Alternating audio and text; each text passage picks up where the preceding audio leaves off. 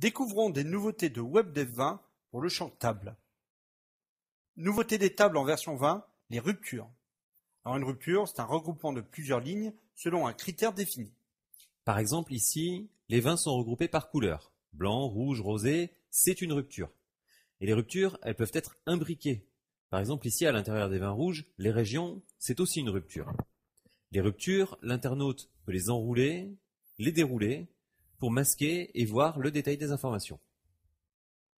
Alors regardons comment définir une rupture dans un champ table dans WebDev. Alors, dans la description du champ table, dans l'onglet Contenu, dans la partie basse de la fenêtre, il suffit de choisir les colonnes sur lesquelles on veut une rupture. Et c'est tout. C'est WebDev qui gère.